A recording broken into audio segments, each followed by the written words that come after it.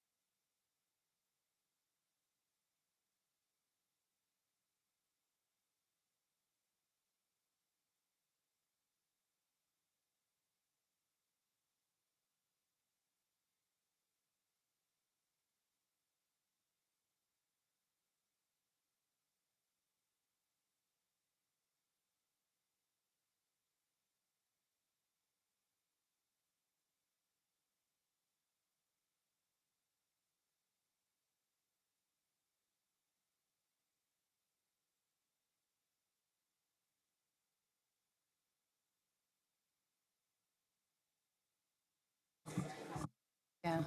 Good evening, everyone. Thank you for joining us tonight. We are going to now reconvene council, which started previously at 2 o'clock this afternoon, and I will start with the territorial acknowledgement. We would like to begin by acknowledging that the land on which we gather, land on which we are broadcasting from today, is land traditionally cared for by the Haudenosaunee, Anishinaabe, and Neutral peoples. We also acknowledge the enduring presence and deep traditional knowledge and philosophies of the Indigenous people with whom we share this land today. At the beginning of this council meeting, we pause to think about the needs of our community. May we show wisdom and compassion in all our decisions. And before we get to the rest of the agenda, I just also wanted to just briefly acknowledge, I know it's been in the news a great deal over the past few weeks about the passing of former Prime Minister Brian Mulroney, and just wanted to make formal mention here. We know we had lowered the flags and they just went back up this morning, but just wanted to, as a elected council, just to recognize the tremendous contribution that the former Prime Minister had made for Canada and across the globe. I was pretty young when he was the Prime Minister, but I do remember that baritone voice. And in one of his one speech, I don't recall what the speech was, but he was talking about, it must have been about free trade, because he was talking about, do we want to be a little Canada or do we want to be a big Canada? And I've thought of that phrase off and on in the short time that I've been mayor, but thinking about, do we want to do little things? Do we want to be a little Waterloo, or do we want to do bigger things and be a big Waterloo? And it's important, of course, to get the smaller things right, but I think it's also important to dream big and think about what we can do. And I think he certainly did that for our country, and he certainly did that with his leadership on, ending the acid rain and repairing the ozone layer, and also the work he did to ensure that Nelson Mandela was free and to bring about the end of apartheid. So just wanted to recognize his contributions and, again, extend our condolences to his family on the loss of the former Prime Minister, Brian Mulroney. So with that, moving on, The disclosure of pecuniary interest and the general nature thereof. Does anyone have anything to? Seeing none? We get to move to a presentation. So it's great to see the council chamber very full tonight for the FCM award that we're going to present.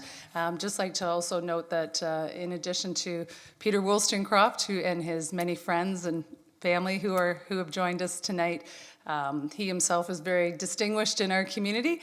We also would like to recognize Waterloo Region Chair Karen Redmond. I know she's here. I don't see her now. Oh, there she is. Okay, you moved from where I saw you before. And I think. Oh, and then I saw former Chair Region of Waterloo Chair Ken Sealing is here as well. So welcome to you both. And with that, and welcome to everyone who's come here. Hopefully you tune into. You're welcome in our chamber anytime, but we also stream our council meetings on YouTube. So you're always welcome to watch there and to contact us with any of your questions, comments, ideas, etc. So moving along, we do have a very special presentation tonight, the FCM Award, the Anne McLean Award for Outstanding Service by a Woman in Municipal Politics. And Peter Wollstonecroft will be receiving this on behalf of former Mayor Lynn Wollstonecroft. And I'll turn it over to Councillor Jen Bassick first to provide some comments, and then to Councillor Freeman. Thanks. That's like that. I haven't met Lynn. I hadn't met Lynn, and that's a photo that can, I'm sure, making everyone emotional just seeing it. I'm sure.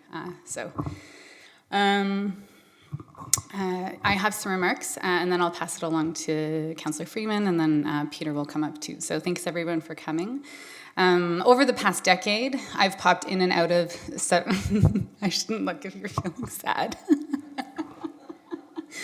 I've popped in and out of Seven Shores to Peter's office, and I've come to know Lynn through Peter. Lynn, for those of you who don't know, is a former mayor of Waterloo. And for me, Lynn has come to join my other role models, like my great-grandmother, through to my mom, who integrated both a deep love for her family and a commitment to her family while also working and contributing to her community. And so, like I said, while I've never had the fortune of meeting her myself, I and many of us have benefited from her staunch advocacy. My kids' daycare actually remembers her and has invited Peter on her behalf to their anniversary celebration in September, because she was instrumental in getting them their space. And I can tell you it is a stellar space with amazing staff, and really moved us on a trajectory with our oldest kid who needed various early interventions, who continues to need various early interventions. And without them, we would be in a totally different place than we are. She, of course, advanced environmental work at the city, which we continue to build on today, and she was a champion for affordable housing far before the time the situation reached her crisis today. And had we perhaps listened to her, the council at the time had listened to her, we would have made possibly far greater strides than the position we're in today. I hope that I will have a legacy that will live on in those who never meet me as well, just as she has had on me and many of you and the community. Silence your phones. So yes, it's because of this legacy and the impact that I nominated her for the Federation of Canadian Municipalities Anne McLean Award for Outstanding Service by a Woman or Non-Binary Person in Municipalities, and that's what we're here to celebrate today. The award recognizes retired women and non-binary municipal politicians who have shown exemplary service to their community and constituents, and to mentoring women and non-binary folks who want to run for elected office. It's named in honor of FCM past president Anne McLean, who led FCM's campaign to increase the number of women in municipal politics across Canada. The recipient is chosen by the FCM Board of Directors and is presented with the award at their annual conference, usually. And former Mayor Lynn Wollstonecroft was given this honor in 2021 posthumously, but because of the pandemic, the conference and award presentation was not held. Before turning it over to Councillor Freeman for remarks, I wanted to thank city staff who helped organize this event. It was a As everything in municipalities or any job, there's so much more background work than you think there's going to be to what is going to turn out to be, a 30-minute presentation. There's lots of hours of work behind it. And thank you to those who wrote letters of support for the nomination, some of whom are here tonight and some who wanted to be and couldn't. So there's Betty Ann Keller, former manager of arts and culture here at the City of Waterloo. Thank you. Jane Mitchell, former Region of Waterloo councillor who was going to try to be here but is not. MPP Catherine Fife, Chair Redmond, of course, thank you. Laurie Strothard, former recipient of the Waterloo Award. And are you here? I haven't met her in real life. Nope, okay. And Councillor Freeman also wrote a letter of support, and so I'll turn it over to you to read or say your personal remarks. Thank you so much. I'm thankful that I can say I did know Lynn and was very privileged to have known her. Lynn dedicated her life to public service, helping others, and, as you said, championing the environment. She served as a school board trustee from 1970 to 72 and 74 to 85, and was elected chair from 79 to 82. She was elected councillor for the City of Waterloo for 3 terms, from 1985 to 1988, from 88 to 91, and 1997 to 2000. And in 2000, she was elected as mayor of the City of Waterloo. During her time on council, she was a champion of the Environment First policy at the city, which meant that environmental impacts would be thought of at the beginning of projects and initiatives. She was always interested in learning more about how to use our precious land resources more efficiently, whether that was by promoting methane gas reclamation at the Region of Waterloo landfill sites or through infill housing development. On a personal note, Lynn is, quite simply, the reason I chose to run as a City of Waterloo councillor in 2006. I first met Lynn when she was serving as mayor of the City of Waterloo in 2001. I delegated to the City Council in support of a staff recommendation to allow a site-specific official plan amendment to permit a childcare center to be constructed and operated on land designated for employment use. At the time, a child care center was deemed a commercial use in the city zoning bylaw. I explained to council how a child care center was a compatible land use because it's important for children to be cared for close to where parents work. It would reduce travel times between work and home. It would encourage families to spend more time together during the day. It would facilitate mothers continuing to nurse their children during working hours, and it would allow for sick children to be picked up and cared for quickly. What I faced during this delegation was an all-male council, except for Lynn. It was clear to me that my concerns as a professional working engineer and a mother were not represented nor understood by the individuals tasked to make the decision, except for Lynn. There was talk of a deferral requesting more information. It was a summer session of council, and they would not be meeting for at least another month. Lynn did not let this child care center fall through the cracks. She demanded an agreement from the members of council to sit in an emergency meeting to receive the additional information, at which time the staff recommendation was approved. It was during this delegation to council that I realized if I wanted different voices to be heard, more women, more engineers, more non-binary, more parents, more individuals need to be decision makers, and that if I thought I had something to offer, I should step up and put these skills on the municipal ballot through running. Lynn encouraged me, and so did Peter, a lot, and so did Suzanne, who was like the change maker on my campaign. You all supported me from the start to the finish, and I am so thankful for all that you shared with me and taught me. Even though she passed away, Lynn's legacy and work ethic continues to inspire my work as an elected official. It is for this reason and many more that I'm thankful that Lynn Wollstonecroft was the recipient of the Anne McLean Award for Outstanding Service by a Woman in Municipal Politics. She was most deserving. Thank you, Councillor Bassick, and thank you, Councillor Freeman, for those lovely remarks. I just want to note that former regional councillor Jane Mitchell has now joined us, and And also supported the application for Lynn to receive this award. So now I have the great honor of presenting Peter with this award, and then I believe Peter has some remarks to make.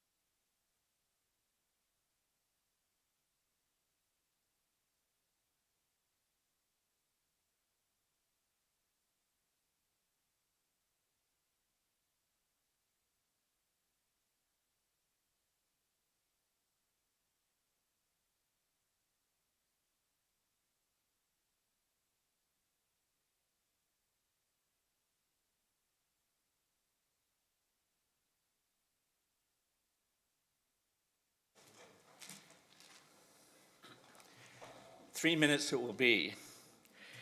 So I thank you, Jen, for all that you did.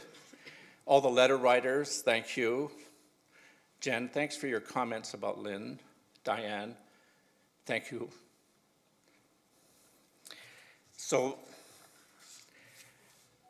1965, don't worry, I'm not going year by year. Lynn and I met and married. And I knew that she cared about education, thus the photo, much later in life, that she was concerned about communities, and she was interested in people. What I didn't know, that she was a Democrat, small d Democrat. I met two friends of hers. This 1965, for young people, you have to understand that was the time. And it says much about her.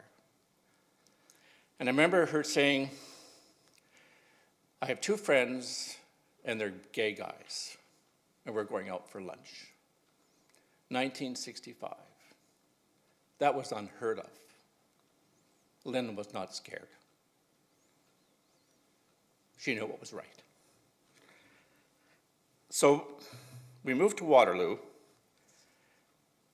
and she ran and won most of the 16 elections that she was in.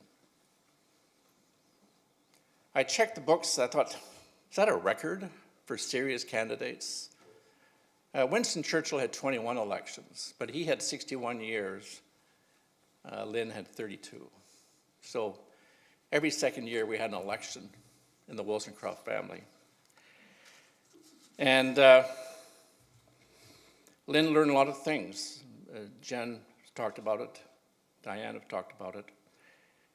When we came here, Lynn looked for work as a teacher and was denied, despite the fact that she was a much lauded teacher in Edmonton and chair of the department of a very large high school English department, and had indeed been seconded into the superintendent's office, but she couldn't get a job. And it was clearly not a place for women, 1970. So she ran for school board.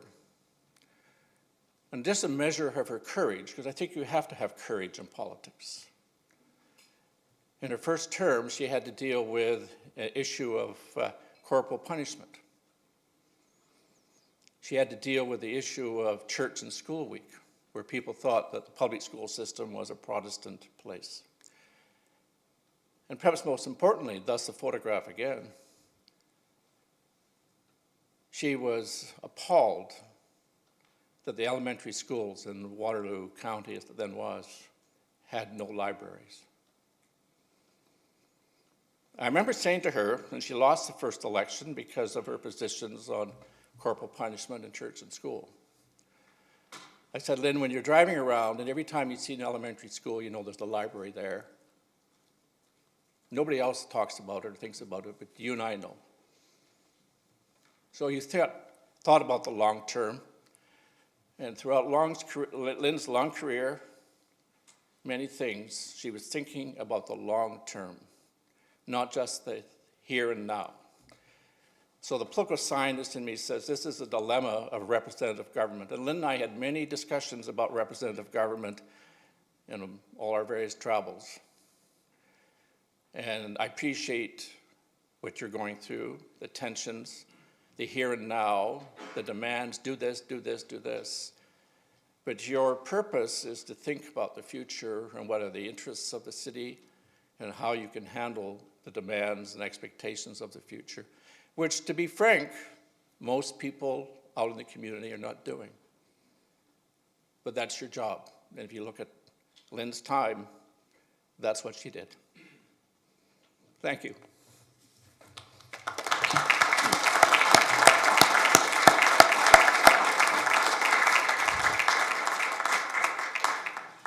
Thank you very much, Peter. That was lovely. Now, maybe I'll come with you. But now we were going to take a picture up in this area. Anyone who wanted to have a picture, yeah, with anybody that wants to come up, including council, over to my left here with the screen of her in the background. Maybe the letter writers can come up for sure that helped with the nomination. Yeah.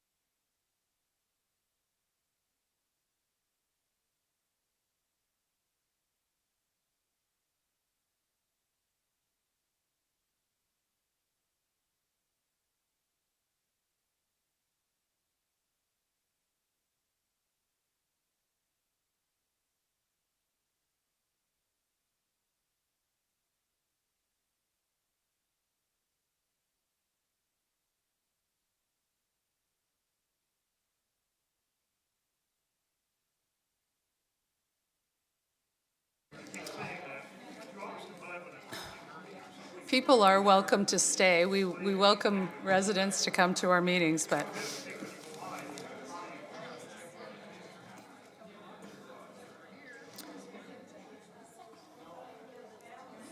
Okay, thank you very much. That was a moving and much well-deserved tribute to a former mayor. So the next item on the agenda is staff reports, and we'll start with the culture plan benchmarking report. And we have Estero with us with a presentation. Thanks. Welcome to the chambers, Estero. We look forward to your update. Over to you. Thank you, Mayor and members of council, for giving us time to bring this update to you tonight. So the Waterloo Culture Plan was developed a decade ago with significant input from the community. Since 2016, we've been producing this annual report card to update both council and community members on our progress with the implementation of the plan. And I think all of you received a copy of the plan. The Culture Plan is a corporate document, and implementation involves a number of divisions. This presentation focuses on some of the work that's been done over the past year to further the plan objectives. Execution of the plan has been highly successful to date, with an implementation rate of 91%. And this annual report card provides some performance indicators that reflect the ongoing actions outlined in the plan. The culture plan document as a whole uses a fairly broad definition of culture. However, the performance measures identified in the annual culture plan report card are informed by this definition provided by Statistics Canada.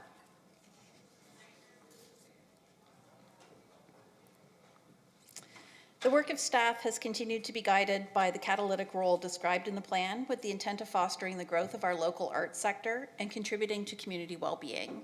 So these are some of the things that we do as staff that are more catalytic in nature.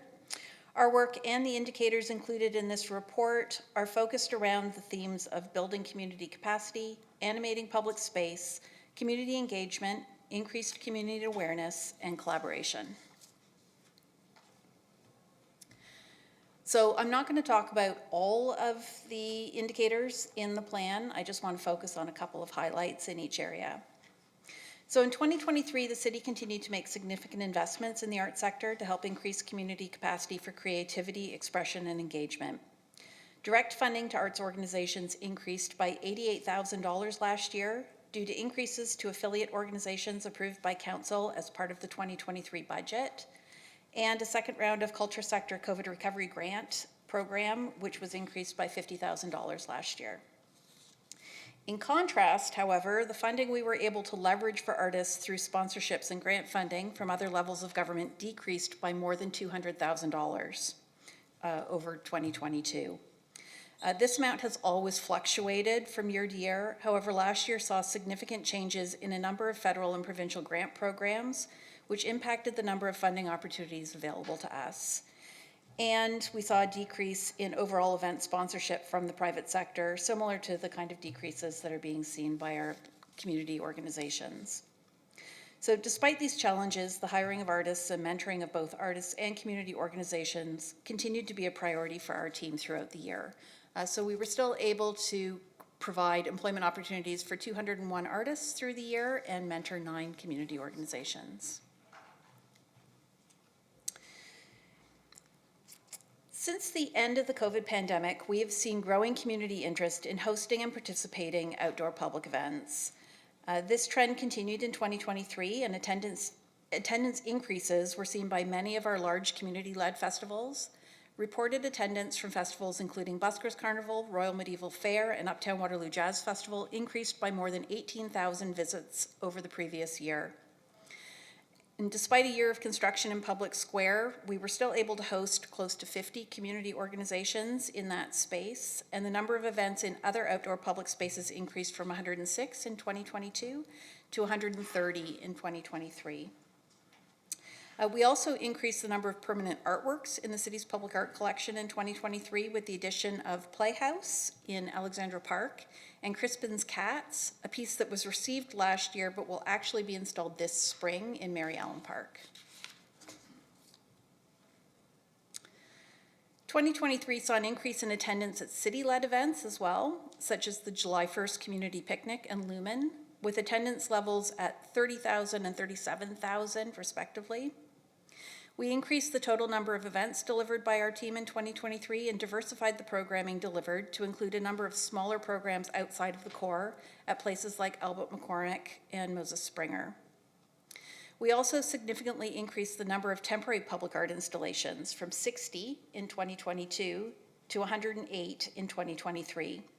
One example of the work, one of the works installed last year is the project featuring Agnes Nuyandowski, who worked in partnership with the Uptown North Neighborhood Association to weave a large art piece using locally foraged natural materials in Brighton Park. I don't know if any of you have had a chance to see it yet.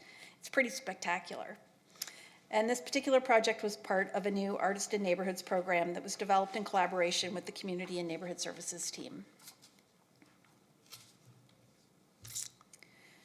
Increased community awareness of events, exhibitions, festivals, and programs being offered both by the city and community organizations was a priority for our team in 2023.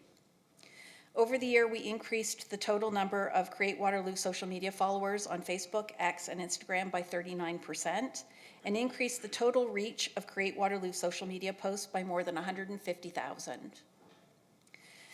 And despite the loss of some traditional media mainstays in 2023, we were able to increase our social media, or our earned media coverage by an additional 30% over the previous year. As always, collaboration remained an important part of our success in 2023. This is just a list of some of the organizations that we worked with last year. One of our key collaborations in 2023 also ties to our next steps for Culture Plan. Along with the cities of Cambridge, Kitchener, and Region of Waterloo, we commissioned Environics to conduct initial community consultation last year to identify key issues in the arts sector. 4 areas of focus emerged during this consultation: distribution of funds and grants, access to physical space, promotion and awareness of arts and culture, and equity and diversity in representation and support. Excuse me. Although this is really similar to a lot of the work that we've already been doing, clearly there's a lot more work to do. And this initial feedback from the community will guide additional engagement over the coming year as we develop our new culture plan, which we hope to bring to council this time next year. So that's a quick summary of the information provided in this report card, but I'm happy to take any questions. Thank you very much for the presentation, but also for the amazing work that's happened in the past year, but leading up to that as well. It really it's a lot to try and encapsulate in just 7 minutes, but you did a good job. But yeah, it's really very impressive to see the numbers and the statistics and the work that your small but very obviously mighty team is doing. So thank you very much. Council questions. Start with you, Councillor Wright. Thank you. Through you, Mayor. Huge commendation on the growth achieved against such incredible headwinds. I mean, coming up with a culture plan in the middle of a global pandemic and lockdowns and the complete stop on all sorts of in-person activities is no small feat. And then to bounce back and be agile, to think creatively about program implementation, to focus on the artists and the artists' needs, and to continuously advocate for them, your team just deserves a huge commendation for that. So thank you. And I just want to go back to that slide. You don't have to pull it up, but the one that features the collaborations slide.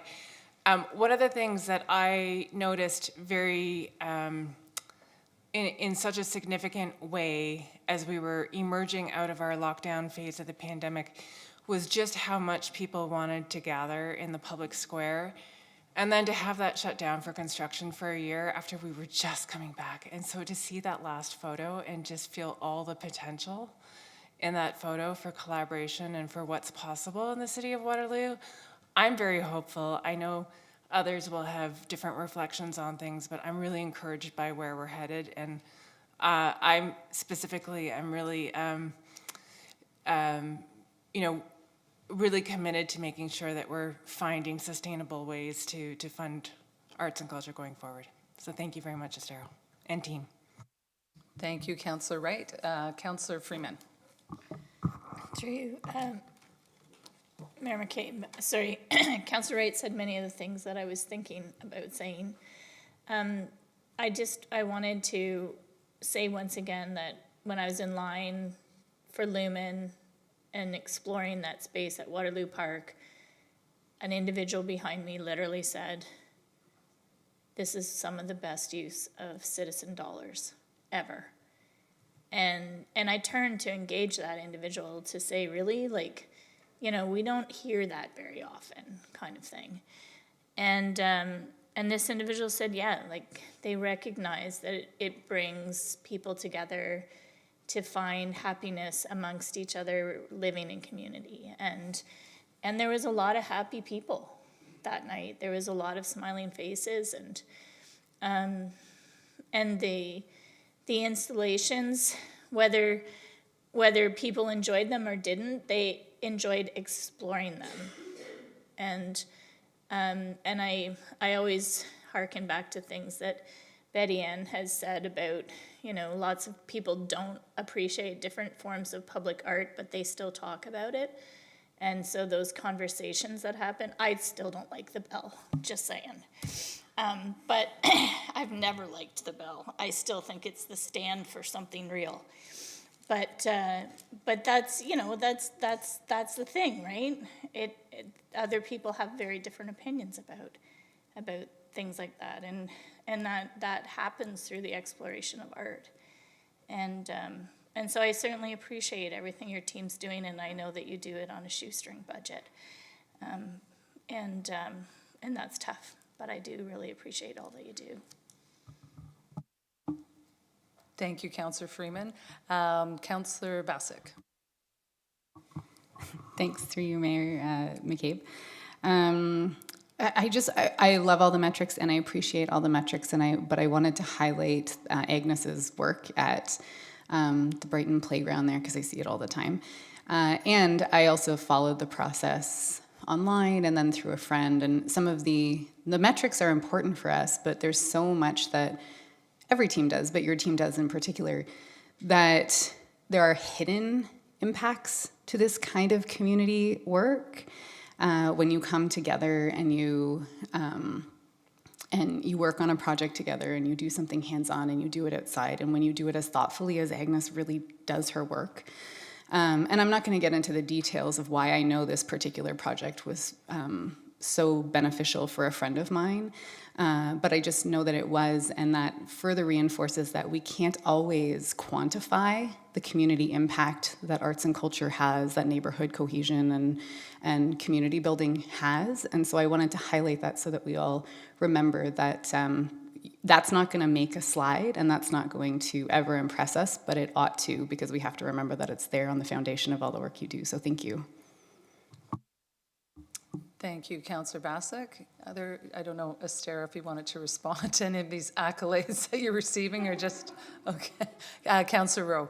Through you, Chair. Yes, Esther, I just wanted to thank you and the team too. But, I mean, as a new councillor, I'm seeing City of Waterloo in a different way. And I'm seeing the things that are being done from small neighborhood projects all the way up to Lumen, and I'm so impressed. And I hear, as Councillor Freeman said, the feedback is just fantastic. So thank you. Thank you. I do have a question, unless anyone else has a, no. Actually, just to add to the accolades, last week, I forget who I was speaking to, but it was around arts and culture, and they said something about, Create Waterloo, like they do, whoever they are, they do really great stuff. And, where did you, like, how does the city contract with them? And I said, well, Create Waterloo's actually city. That's actually the city. And they were just astonished. They were like, the city is doing like what they thought a private sector organization was doing, and it's like, and doing it really, really well. And I wish I could remember who I had this conversation with, but they were really blown away by the fact that Create Waterloo actually was your department. And they were, yeah, very, very impressed with what the in this case, public sector staff are doing. But, so thank you. A question that I had was, because you noted the 4 key areas of focus, and that one is about cultural spaces. And I was just wondering if you were meaning indoor and outdoor spaces where, like, Waterloo has a challenge with the space piece, and just wondered if you could maybe speak to what our limitations are with cultural spaces, and yeah. Sure. So what we were hearing regionally was it's not just a Waterloo issue, it's everywhere in the region. And what participants in the community consultation expressed is that they are having challenges both with accessing existing spaces and the absence of other spaces that are needed.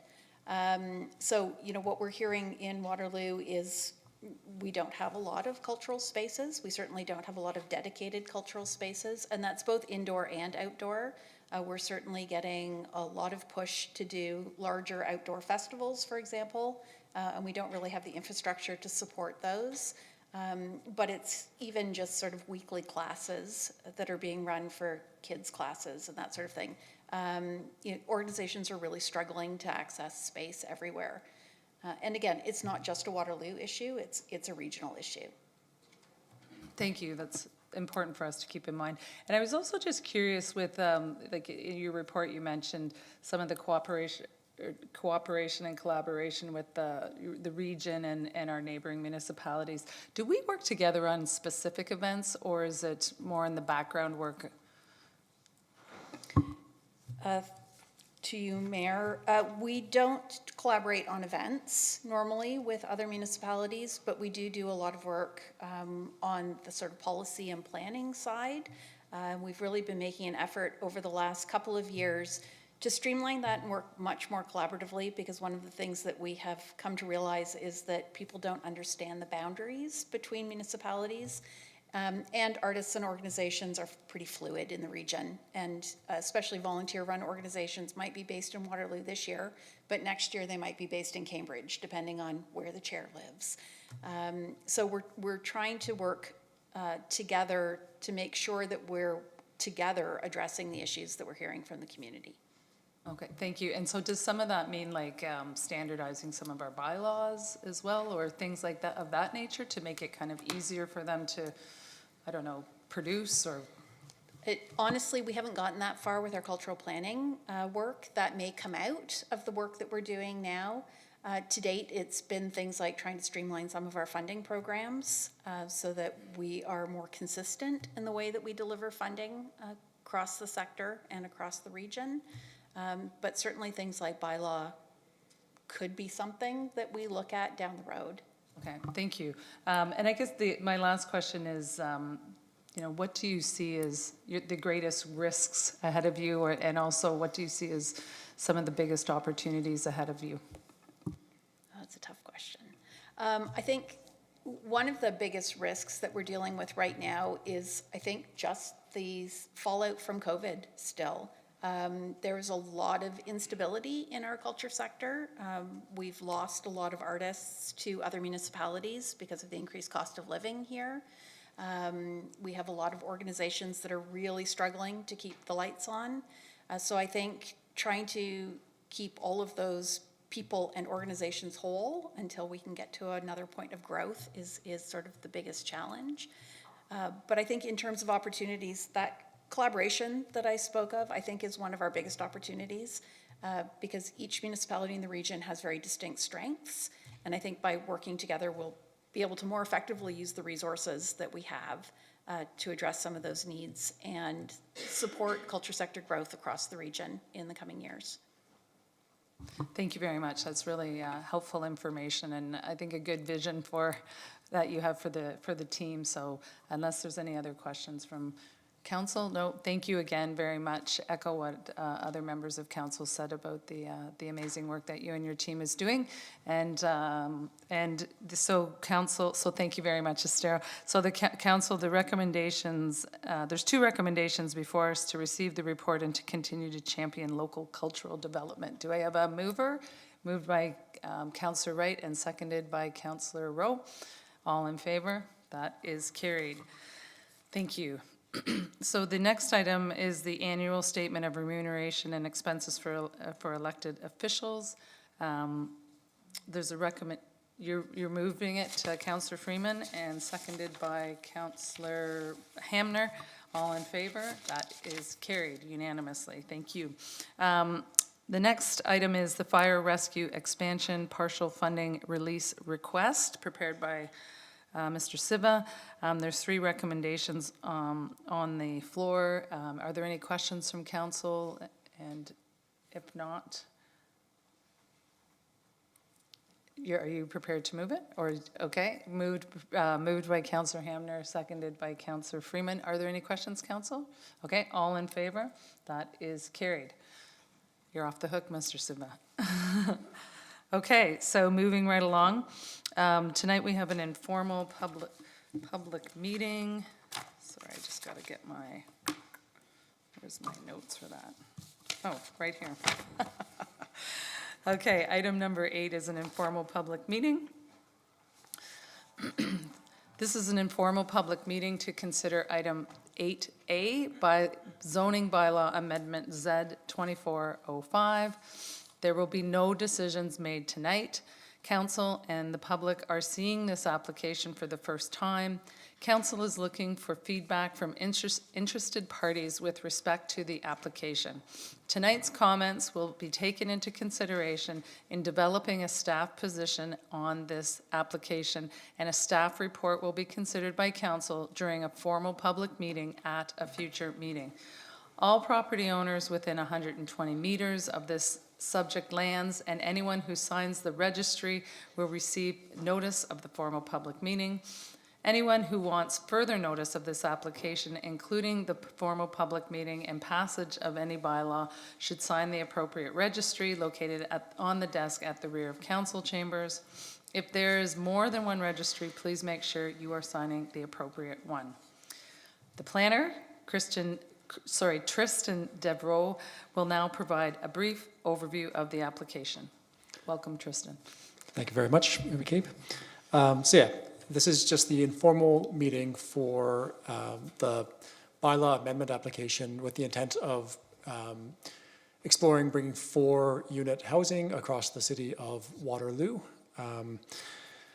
So really the intent of this is just to start the public process, really introduce this idea to the public, get the discourse going, get people to start thinking about it and providing feedback as we kind of look at what this might look like as far as implementation. So I just wanted to clarify I'm not going to be presenting specific recommendations or directions at this stage. We are still kind of working through this process. This really is just to start the public feedback and in a general way for right now, but then as we progress through this application, more specific details will be released and we'll start having more specific targeted feedback sessions and trying to get the community's position and as we move forward. So today I'm just going to go over as a quick background. I'll talk a little bit about our policy and zoning framework that we're dealing with, what we have to look at, as well as outline the next steps of the process. So just by way of background, so with a lot of North American cities, predominant built form in a lot of our suburban communities particularly was single detached, kind of this low-rise residential. Over the years, saw a desire to increase density within these neighborhoods and allow people to use unutilized space for additional units. So for a number of years, we've had different names over the years, but accessory apartment dwellings, secondary units, and eventually coach houses. Though a lot of that in a very limited fashion. Fast forward to 2022, provincial changes legislation comes online where 3 units are allowed by right throughout the province. That includes accessory units within a dwelling as well as coach houses. So in 2023, staff brought a zoning bylaw amendment to basically just bring our zoning bylaw in alignment with provincial legislation. This was turned around relatively quickly, and really just the intent was to make sure that our zoning bylaw was compliant with the provincial legislation. We didn't have a lot of time to really dig into our zoning bylaw on a fundamental level and restructure it and work out all the issues that might come across. So fast forwarding now again, October of last year, council provided, of course, direction to staff to look at enabling 4 units in a similar fashion, as well as 4 stories. So one of the things we wanted to do is take this opportunity to do a more thorough review of our zoning bylaw and really work out some of the kinks and some of the issues that we've run up against with the 3-unit implementation, and take a little bit more time with the process. And so that's kind of where we're at right now. Talking a little bit about the official plan side of things. So there are some regulations in the official plan, or some policies in the official plan that will need to be amended if we are going to pursue this. Currently, we're not proposing any OP amendments for the reason that the official plan review as a separate process is underway, and we're looking at these regulations through that process. Obviously, there's going to be alignment. We're going to work together with both teams to make sure that any direction that we move towards is consistent. And in the event that there ends up being a timing issue, if the official plan review gets delayed, then we'll look at bringing an OP amendment specifically for this. But right now, our preference is to deal with the OP as part of that process and zoning as this application. So when we're looking at 4-unit permissions throughout the zoning bylaw, what we're really looking at are basically our low density or low rise residential zones, our R1s through R8, residential conservation zone as well. So these zones all allow various degrees of low-rise development. Some of them are just single detached, and now with coach houses and ARUs allowed as part of that, the previous 3-unit changes. Some of them allowing other forms like semi-detached, duplex, townhouses. So part of the consideration really is, as far as when we're talking about implementation, is are we keeping the general structure of our bylaw in place? So for example, the R1 zone allows single detached currently up to additional units, whether that's within a dwelling or partially within a coach house. If we do a 4-unit implementation, keeping that same framework, we just up that number to 4. Part of the issues that we're seeing with the 3-unit implementation is sometimes we start running into, well, some definition considerations. Is there fundamentally a difference between a single detached building with 3 ARUs, 3 additional dwelling units, and say a semi-detached building with 1 each, with a basement suite in each half? It's still 4 units. So another approach would be to look at broadening the scope of development that's allowed within each zone. And so for example, in an R1, instead of just allowing single detached with additional residential units, expand the various forms of low-rise residential that's allowed within those zones, and just setting the limits to be 4 units within the property. So there's a couple different approaches that we can kind of go, and this is part of the community feedback that we want to get. Do we want to keep the kind of base use of the zone intact and just focus on things being additional residential units within that form, or do we want to open up the types of development that's allowed in these zones? There's going to be specific regulations that also have to change. Part of the discussion has been for looking at 4 stories. So currently the zoning bylaw, generally speaking, in the low-rise residential zones has a maximum height of 10 meters. We're looking at 4 stories, that's more along the lines of 12. So again, this is a consideration for us to look at. Is this something, if we do want to explore 4 stories, is this something we want to explore citywide, or are there certain areas that we want to target this in? For example, transit station areas, nodes, corridors, buffer areas around those neighborhoods, or do we have a consistent approach across the entire city? We know we can support 4 units within structures that are less than 4 stories, but certainly 4 stories does provide more flexibility potentially, so there is a consideration there as well. There's a lot of other small regulations throughout the bylaw that we're going to be looking at. Another height consideration, currently our coach houses are limited to 4.5 meters. That really makes it a 1-story structure. So for instance, if somebody wants to have a unit above a detached garage, under the current regulations, that would require some sort of zoning relief. So potential to look at increasing that height, but then there's also neighborhood concerns about privacy. People don't always want to think about having a 2-story structure in a backyard overlooking their backyard. So it's that balance.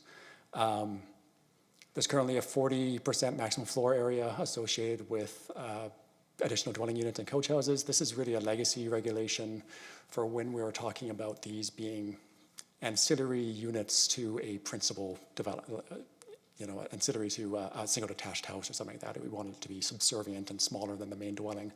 But that really begins to lose meaning as you add more units. So that's something that we're looking at changing. As well as individual setbacks and lot coverage, really that's going to depend on if we change what types of buildings are allowed in each zone. Are there going to have to be some amendments to setbacks, lot coverage, things like that. Parking is another major consideration, something that we're going to really look to get some feedback from the community on. So currently with our 3-unit regulations, we require 1 parking space per unit. 2 of those spaces can be tandem, so you can have 1 parking stall in a garage, and then 2 parking spaces in the driveway behind it.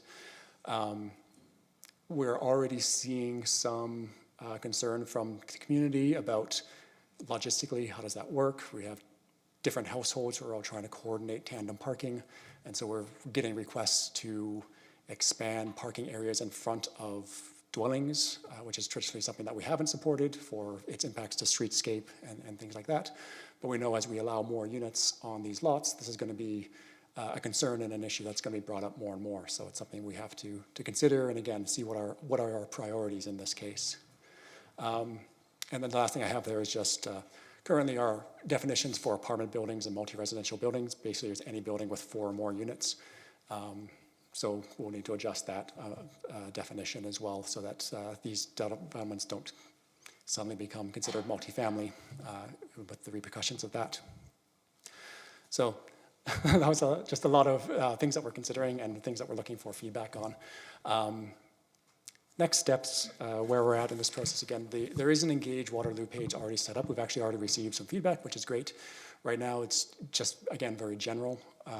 Over the coming weeks, we're going to start putting more detailed information and more targeted questions out and really start to look at what the general community and the development industry has, what their input is on some of these specific considerations that we need to focus on and resolve in order to make this work.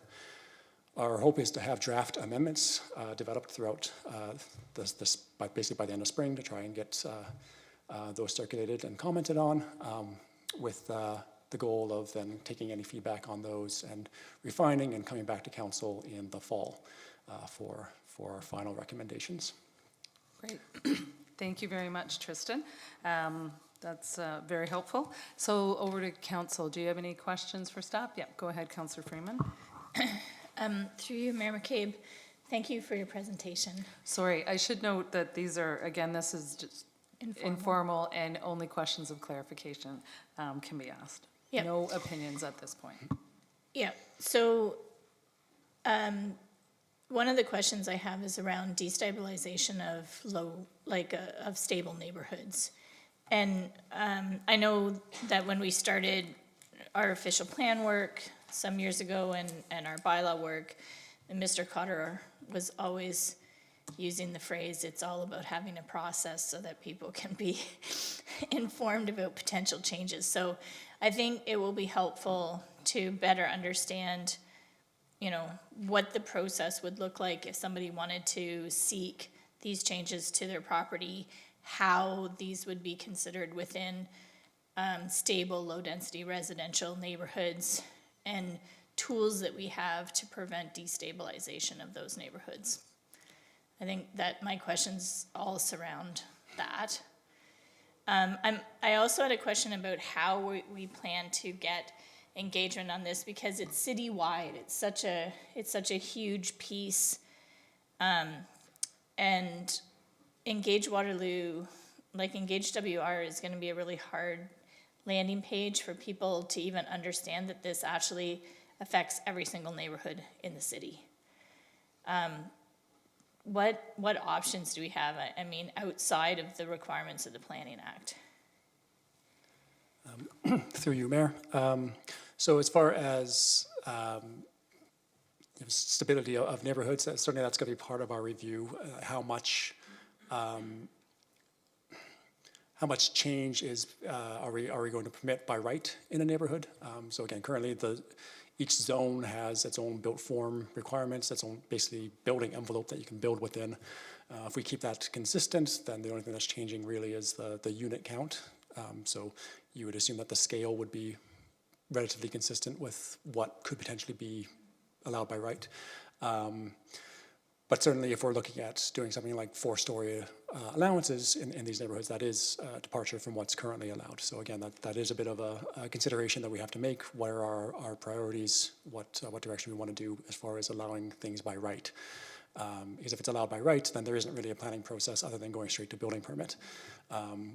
If it's something that, if we wanted to make sure there's a planning process, then the regulations would need to be such that something like a community adjustment or application would be required to get additional height or something like that, which is more or less what we have now. As far as engagement, I mean, there's already been a lot of media attention to 4 units. There's been comments coming from the provincial government. Kitchener is undergoing a similar process, so there has been a lot of media attention on this. So I think there is a certain degree of public acknowledgement and knowledge that this is coming. As far as alerting people for when we have more information on Engage, beyond we have our own list of people who have asked to be notified, but we can certainly work with our communications department and figure out ways to try and get notice out there to make sure that we have a wide reach for our engagement. Thank you. Did you have a follow-up, Councillor Freeman?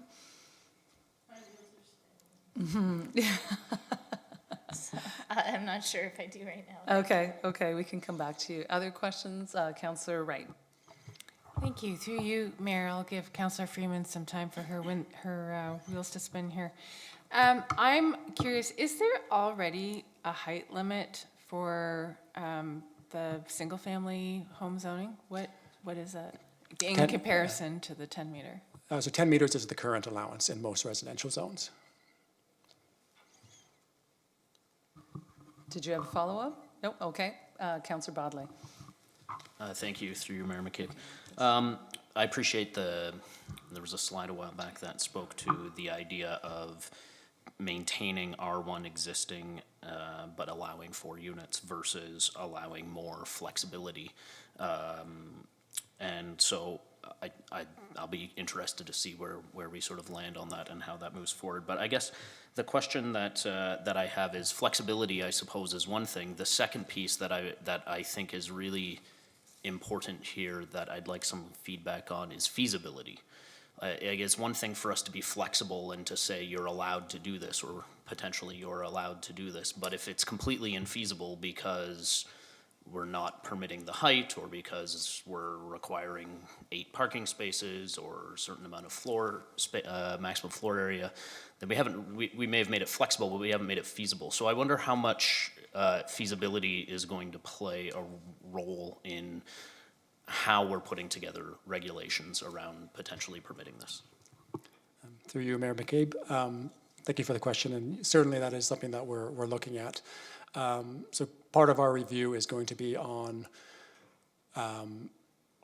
applications that we've seen come in, or any inquiries that we've seen come in, issues that people have had while they've tried to develop these committee of adjustment applications, things like that. What are the hurdles that people are hitting when they're trying to accommodate this, and how much of that can be addressed again, as of right versus how much of it should remain within some sort of a planning process. So that is certainly something that we're eagerly going to be looking at and digging more information through.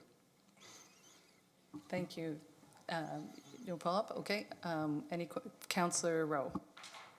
Through you, Mayor, I'm not really sure, my wheels are still spinning as well, if I'm even going to formulate this question properly, Tristan, and if you can't answer it, it's fine, because I know I didn't think about it in advance. But is there any concern, like, for example, if there was a 4-story in lower income neighborhoods, which I have in Ward 6, that there will be a displacement concern, that perhaps some properties will be purchased and people who were living in, say, a home in 2 or 3 units, but that was replaced. Is there any concern there, or am I thinking way too broad here?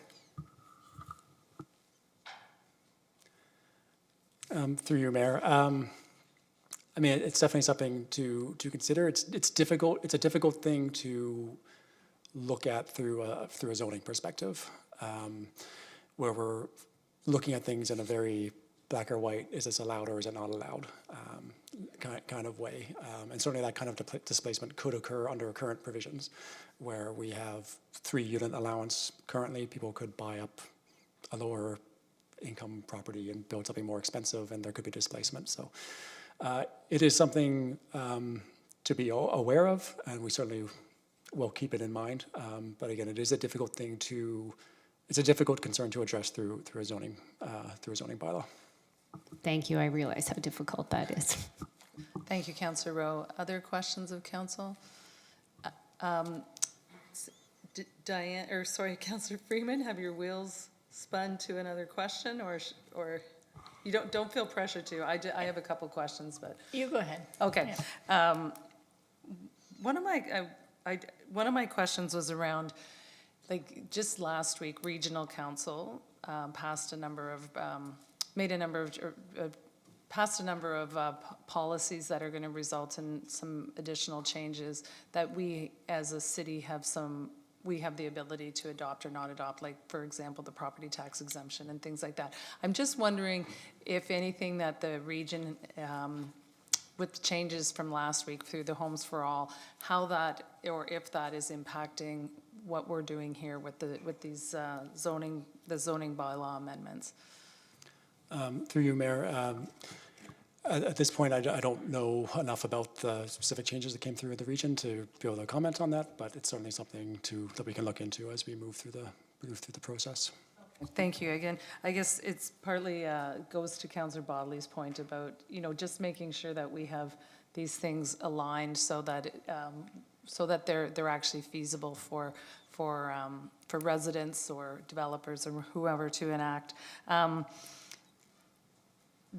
just also wondering about, is there anything in the zoning bylaws, or could there be about accessibility? Because there's a great need for more accessible units and more accessibility across our city. So is that something that can be addressed through this process? Through you, or to you, Mayor McCabe. It's something we can look into more. There's always a bit of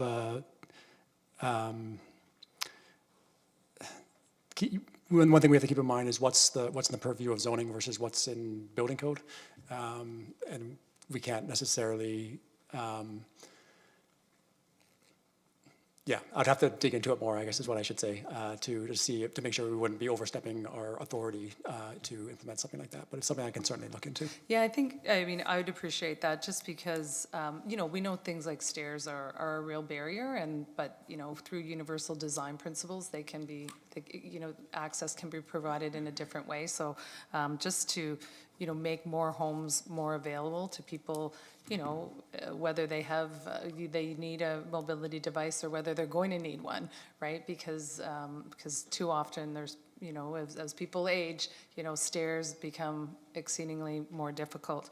So I think that's important. And I just want to circle back again to the question that Councillor Freeman had, because that was a question that I have as well, as just, And I was wondering if maybe our communications, Stacy, who's here from our communications department, might want to weigh in on it. But like, I think it's a really good point. We're making changes across citywide around things that, you know, for as much, and I take your point about as much, you know, there's been an awful lot about housing, fourplex or four stories as of right and 4 units as of right in the media. But, you know, we know that generally a lot, like there's a lot going on in people's lives and they're not maybe generally thinking about some of these issues until it kind of comes face to face and in their neighborhood. So just because some of these things will be pretty consequential, I'm just wondering, you know, what more or should we or could we be thinking about doing to make sure that people, that we're reaching residents more broadly to really give them an opportunity to think about, you know, just how Waterloo's going to change. So I mean, you can have another crack at that, or I can turn it over to Stacy.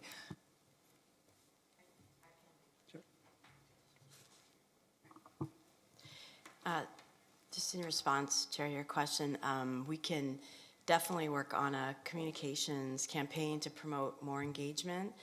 Tristan, you and I just started working together, so I know you have an engage page started. Now we can complement that with a communications campaign and offer some other opportunities for engagement beyond that.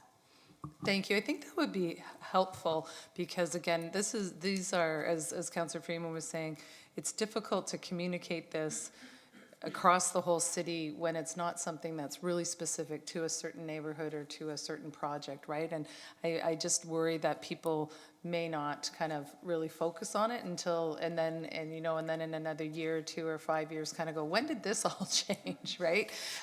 Because that's what we inevitably do here as members of council is, when was this changed? Why wasn't I aware? And I know we do our best at the city, and municipalities work really hard to try and communicate opportunities for people to weigh in. I just think with something like of this nature, it does warrant some additional effort to try and get this pushed into people's, into their inboxes or through social media channels or whatever. So thank you for that. Councillor Freeman? Can I just build on your comments? I think that when we want to enter into conversation with the community about this piece, I think we need to help them to understand that that these changes could effectively initiate infill development on every single parcel of land in the city. And we know as council that when an infill development application comes to us, that those are actually the most controversial. And also we know that if those applications don't come to us and they go to Committee of Adjustment, they similarly create a lot of worry within the community because people feel inherently that the community is undergoing some level of destabilization. And so I really think that we have to come up with some kind of plan to better help people to speak to this, because I think I heard staff say, you know, there's options in terms of how we look at what is zoning by right. And as we give consideration to that, do we as council want there to be a process so that the citizens have an opportunity to have a say, as opposed to staff basically saying this is permitted by right, and so it can go just straight to a building permit.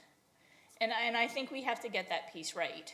And so for me, that's going to be really important in when this comes back to council, to have your professional planning opinion as it relates to what gets approved by right.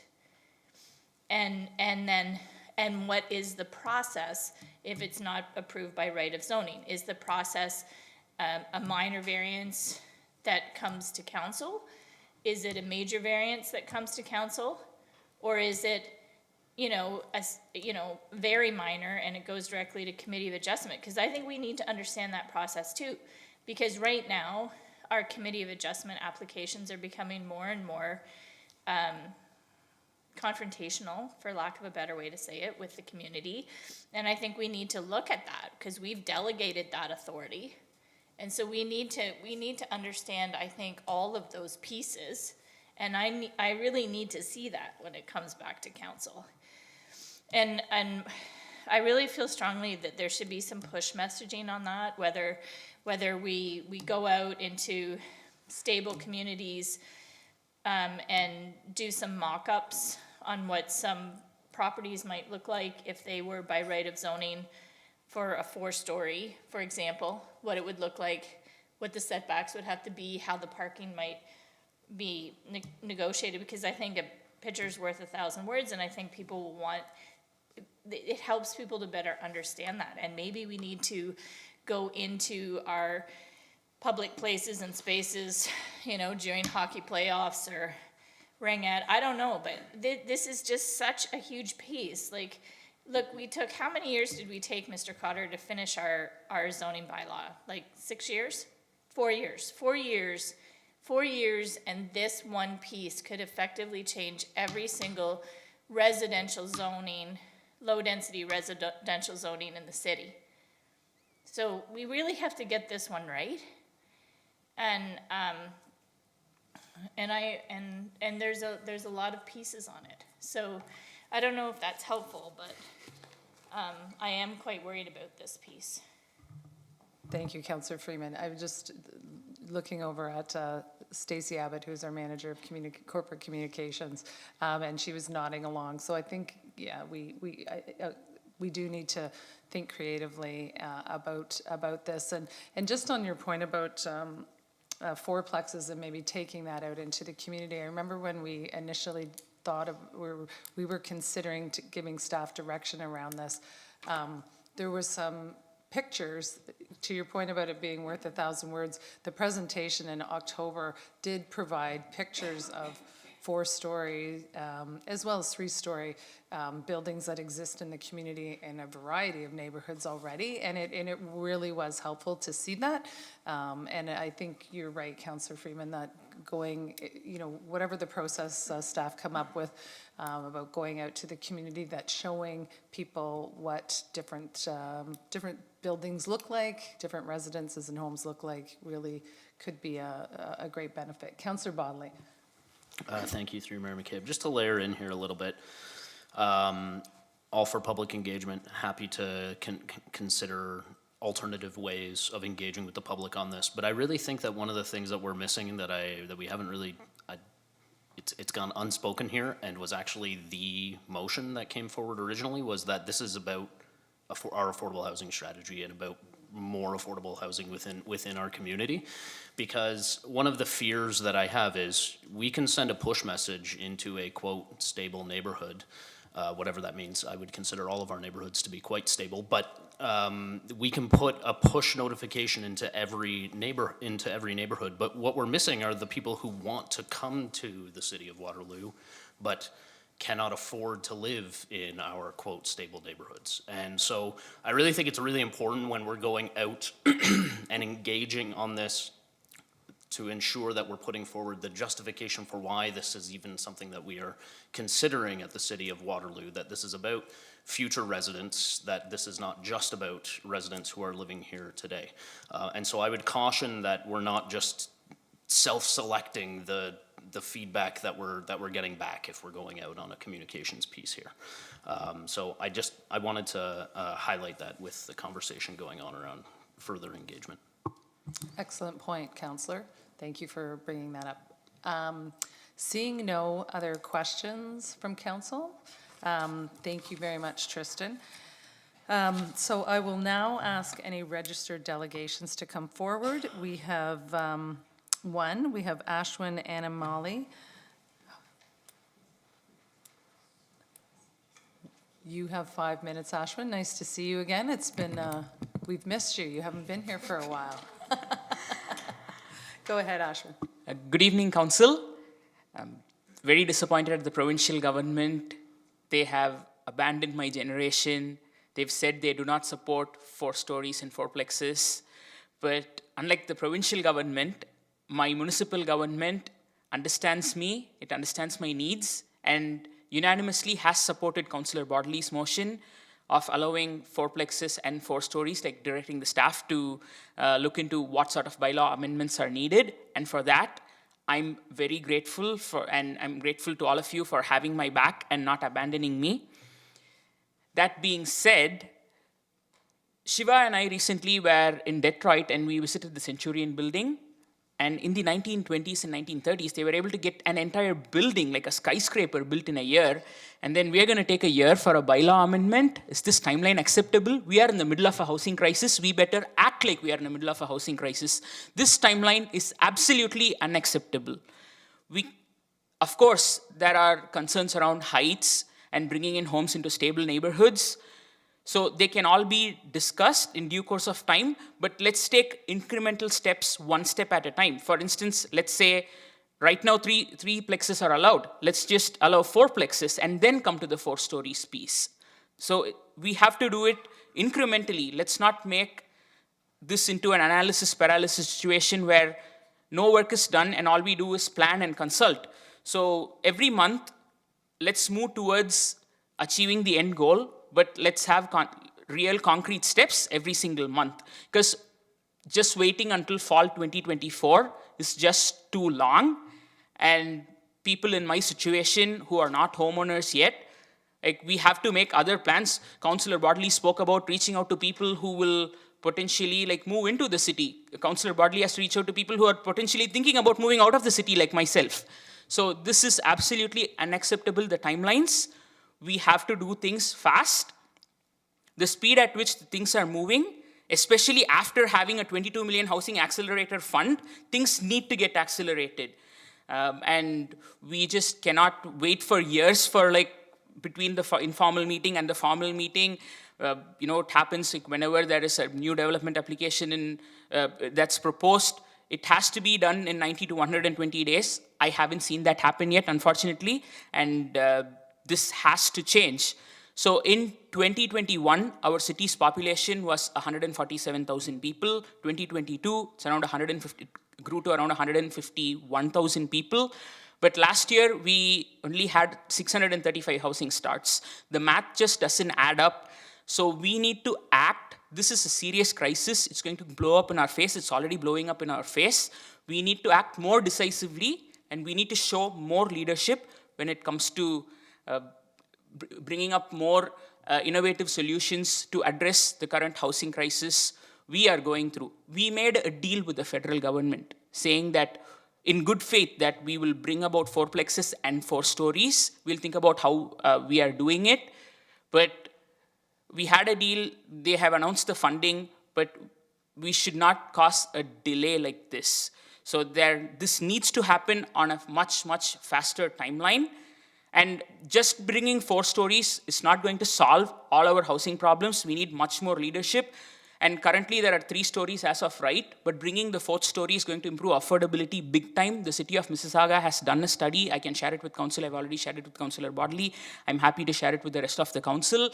So in a post-COVID higher interest rate environment, cities have already done the math. They've said that instead of triplexes... Sorry, I don't mean to interrupt. You've got 1 minute left. Oh, thank you. So this 4-plex motion, legalizing 4-plexes, is definitely going to help us. So I would request council to act with a sense of urgency and get rid of other bureaucratic things like minimum parking requirements, because a lot of people in our community who live near transit do not need a car. Let the free market decide on parking. A 4-plex does not need 6 parking spots. Let the market decide whether we need 2 parking spots or 3 or none. So yeah, thank you so much for your time and consideration. Thank you, Ashwin. Does anyone have any questions? Councillor Freeman. Through you, Mayor McCabe. Did I miss something? You said that it was going to be a year-long process.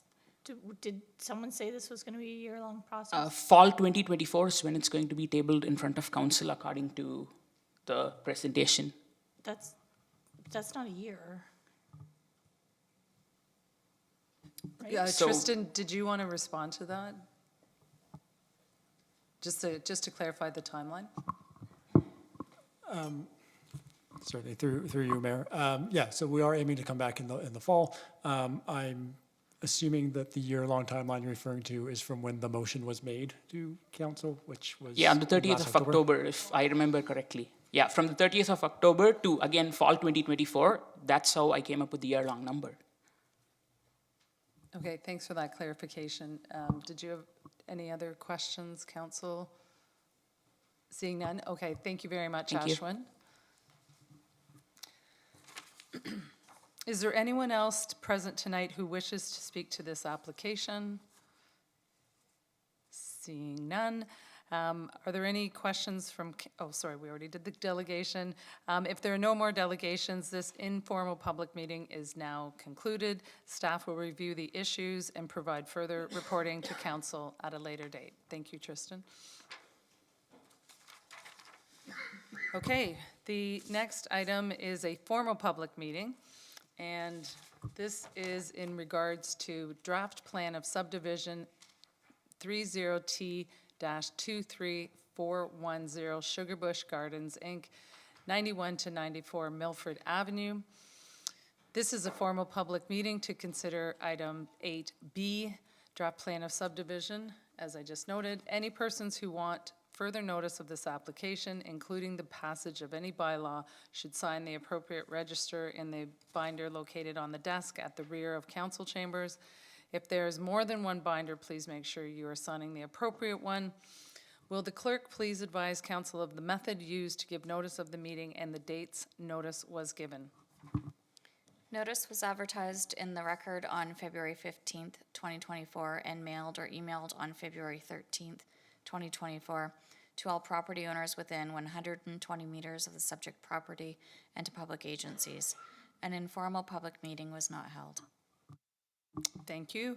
Our staff member, Danielle Ingram, will now provide a brief overview of the application. Thank you, Mayor McCabe and members of council. This is a formal public meeting for draft plan of subdivision 30T-23410 for the properties located at 91 to 97 Milford Ave, and the applicant is Sugarbush Gardens, Inc. So speaking of infill developments, this is the site context. The site is currently located west of Weber Street North and east of Albert Street. It is directly south of Winston Churchill Public School and north of St. David Catholic Secondary School. The site does currently contain 4 blocks of rental townhouse units, which you can see on the aerial photo provided on the right-hand side of the screen. And recently, a stacked townhouse structure was constructed in the middle of the site. The draft plan of subdivision application is fairly simple and straightforward. It's very unique and different from what you typically see. So there are no roads or infrastructure being created through this draft plan of subdivision. It would create a single block of land along the existing property boundaries, and it will be the first step in a multi-layered approach in order to achieve the outcome that the applicant is looking for. And that outcome would be the condominium sale of the residential stacked townhouse units in the center of the site. So in order to explain how we're going to achieve the sale of those stacked townhouse units in the middle, we have to take a look back at where we've been, and then we'll take a look forward at the steps going through the process. So originally, the site plan application was approved on July 5th, 2021, and that's just for that stacked townhouse block in the middle of the site. And that was approved by the city's Director of Planning in 2021, which provided the basis for the building permit to be issued in June of 2022. Not all of the units, but some of the units are occupied, and the project is awaiting final inspection to close that building permit. And looking forward, in order to achieve the sale of the stacked condominium townhouse units in the center of the site, there are a number of applications that will still be coming forward.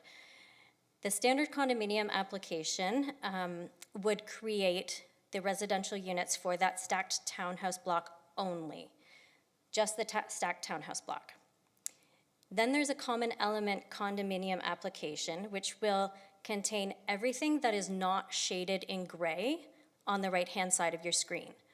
So it will contain all of the parking, the amenity features, the landscape open space, all of the infrastructure will be contained within that common element condominium. And then there will be a part lot control exemption application. There will actually be 4 of them. And the 4 existing rental townhouse blocks along the exterior property boundaries, or parallel to the exterior property boundaries, will be subject to those part lot control exemptions. The reason for this is they will become parcels of tied land to that common element condominium, along with the standard condominium in the middle, and that way everybody has a common share in all of the parking, the amenity spaces, the landscape open space, and the infrastructure. So it won't be owned by just one unit or one block of townhouses. It will be shared in common ownership. The existing rental townhouse buildings, I know there's been a couple of questions about these. They are proposed to be retained through this layered process. The conversion of the existing rental townhouse units is not currently supported by both the regional official plan and the city official plan. In both official plans, we do have policies that say in order to convert rental residential units into ownership units, you have to have a vacancy rate, which means the percentage of vacant residential rental units, that is at or above 3% for a 3-year consecutive period. And that's 3 years in the city's official plan. It's actually 2 years in the regional official plan. In our case, in 2021, the vacancy rate was at 1.1% for 3+ bedroom townhouse units in the city of Waterloo. And in 2022, the data was so low that the data was suppressed, and CMHC was not able to provide us with a vacancy rate. So it's going to be a number of years before any consideration is able to be given to conversion of those rental townhouse units. We'll have to be able to bring the vacancy rate up to 3% at a minimum, and then it will have to be at that level for a period of 3 years according to our current official plan policies. And so, having said all of that, we will circle back to the reason why I'm here tonight, and that's the draft plan of subdivision.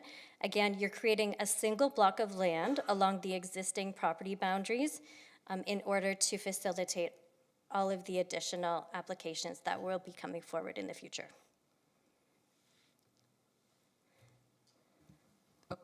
Whoops. Thank you, Danielle. So council, do you have any questions? Yes, Councillor Wright.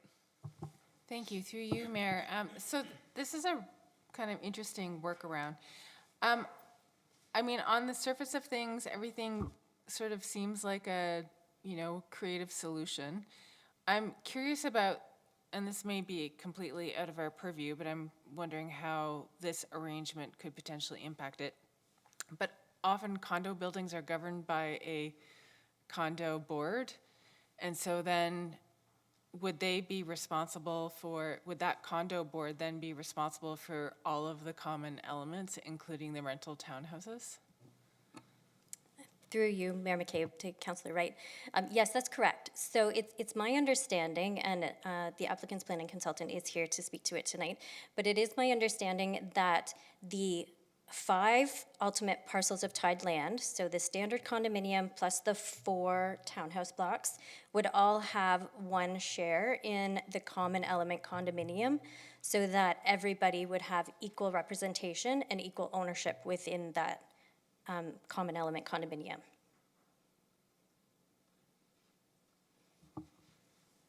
Thank you, Danielle. Does that help, Councillor Wright, or did you have a Yeah, follow-up? it does. I just had to think about how that representation then manifests in the decision-making. Thanks. Okay, thank you. Councillor Freeman, and then I'll... Okay, so that answer prompted a different question. So I guess it had been my expectation that the individuals that are choosing to purchase condominiums would carry the reserve burden associated with the common shared element. But are you telling me that the individuals that live in the rental units now will have to start paying condominium fees even though they're not condominiumized? Or how is that common element cared for lack of a better way to say it?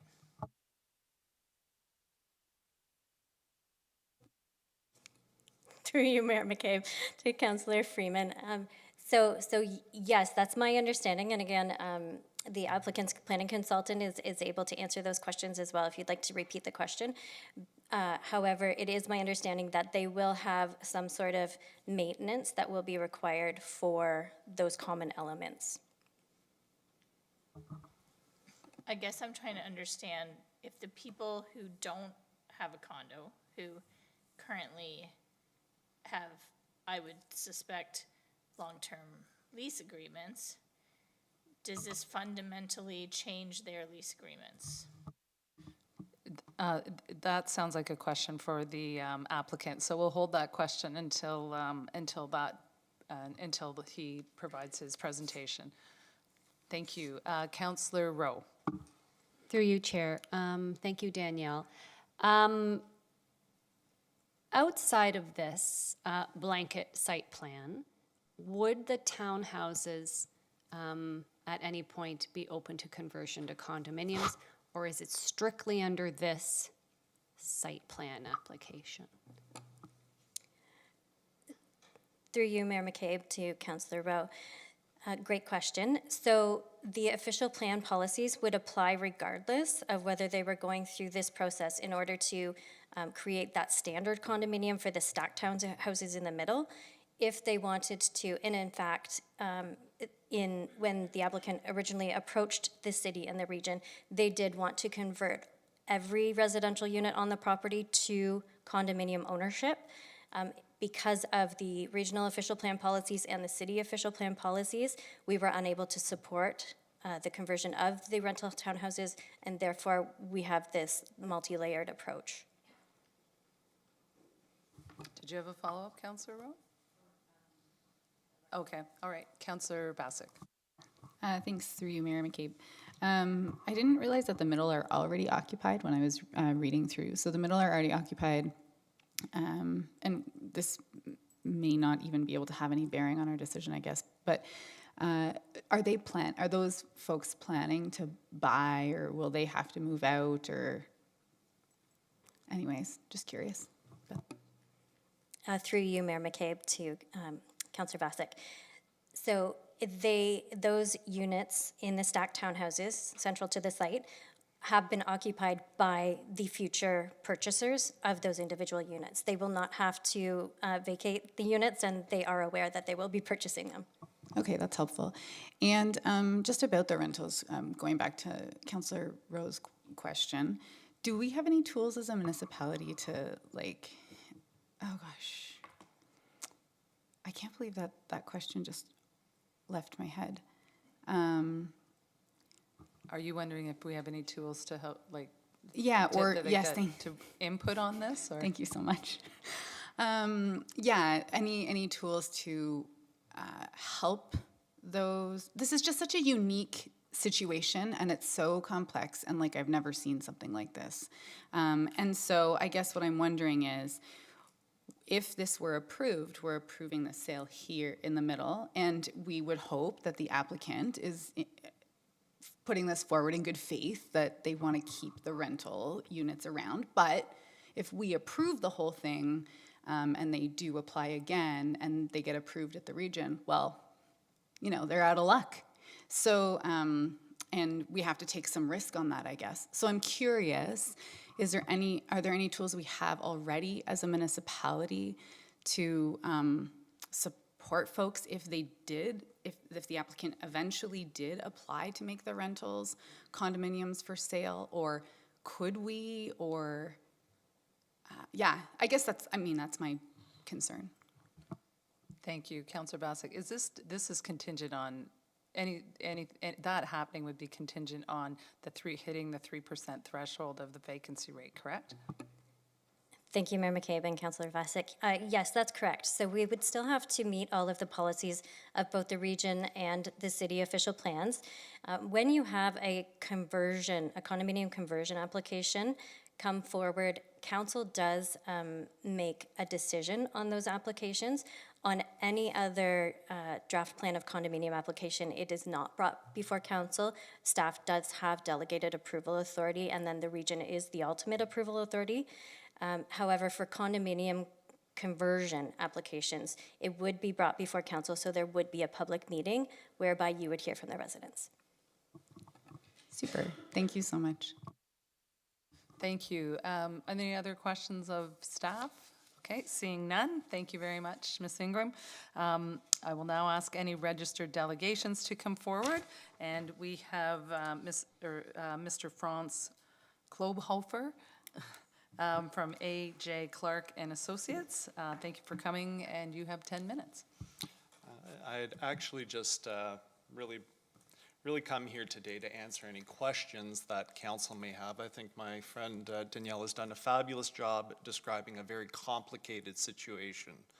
I think the one thing that I'd like to say to begin with is that this very technical process that we're proposing here is specifically proposed to maintain the existing rental housing as it is today, while also providing the opportunity for those residents who want to purchase a home in the middle. So what we're really doing is getting the best of both worlds here. We're maintaining the existing rental housing. It is still subject to any conversion policies going forward, while also providing the opportunity for new housing within the existing complex central to the site as a whole. I would note that we have not received our occupancy permit on the building central to the project. There are a number of individuals who have moved in prior to the occupancy being approved with the final building permit. They do intend to purchase. We hope to see more that will purchase within that portion of the development as well. What this really is a method by which we can still sell those new units to those new purchasers while maintaining the existing rental stock. Really, this is a series of technical applications under the Planning Act. If you do want to advance a common element condominium, you must first be a block on a registered plan of subdivision. That's why we're here before you today with this particular application. The next step would be that common element condominium, which lays one ownership over the entire property and establishes what those common elements will be and how those different elements, those 5 elements that Danielle referred to, would be sharing in the cost and maintenance of those common elements. The next stage is to pull out those 5 part lot control applications. Those create the holes within the common element and create those parcels of tied land that will take care of and maintain the common elements. And the final part, which we call a nested condominium, is the common element, is the standard condominium central to the site that overlays that central puddle or parcel of tied land. And then that gives the opportunity for those particular individuals to buy their individual units within the actual new building.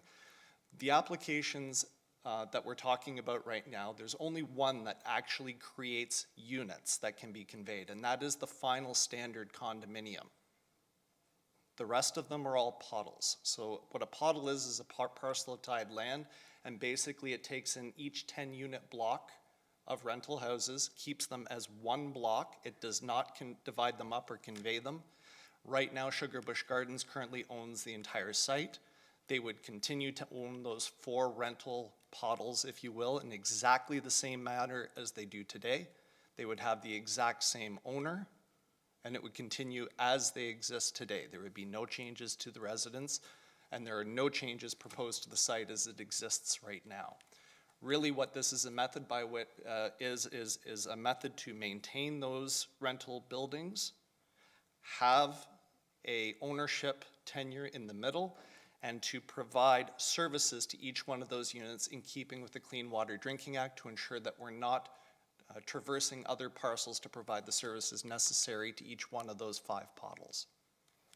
I know that's a lot. I know that's a big mouthful to describe, but effectively for the tenants as they exist today, They will continue to exist in the exact same way and for the foreseeable future with the exact same owners of those 4 pottles. So the Sugar Bush Gardens would continue to act as their landlord. Now, I know it's a lot. I'm happy to answer what I'm sure will be a number of questions from there. Thank you very much. I will start with Councillor Rowe. Through you, Chair. I will build on Councillor Freeman's question and also just one of my own. Can you confirm if the current renters of the townhouses pay any fees for upkeep, such as snow clearing, etc.?